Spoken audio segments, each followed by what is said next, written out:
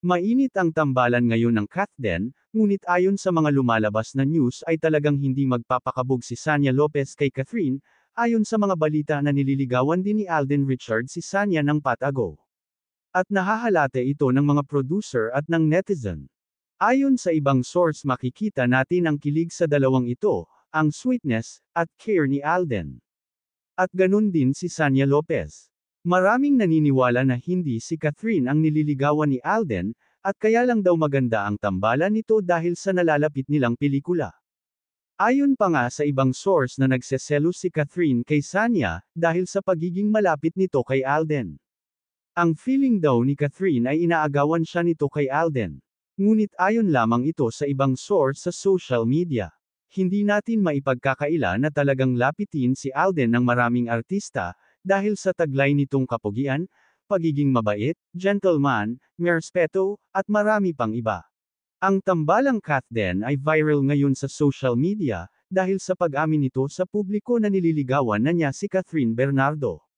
Talagang inaabangan ng mga netizens ang kanilang Season 2 na pelikula, na kanilang gagawin sa Canada. Siguradong maganda ang kakalabasan ng gagawin nilang pelikula, dahil ito ay lubos na pinaghandaan ni Alden at Catherine, gayon din ang kanilang team. At dahil sa magandang ugnayan ni Alden at Catherine, lalo na ngayon na nililigawan na ni Alden si Catherine, hindi ito mahihiya o magkakailangan bagkus magkakaroon palalo ng spark at chemistry silang dalawa. Ayon pa nga sa lumabas na news at galing sa ibang sources.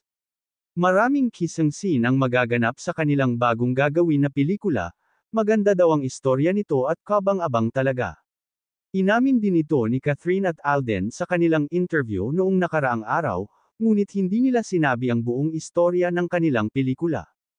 At ngayong July ay malapit na silang lumipad papuntang Canada, maraming fans ang nag-aabang sa kanila sa Canada ayon sa mga balita. Ayon naman kay Catherine at Alden, excited na din nilang makita ang kanilang mga fans sa Canada, na talagang matiyagang nakasubaybay at nag-aabang sa kanila ng matagal.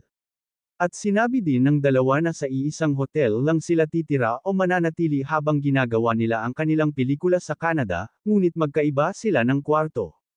Ngunit ngayon ay tinatapos lang ni Alden ang shooting niya sa Pulang Araw, at pagkatapos daw nito ay sabay na silang pupunta ni Catherine sa Canada.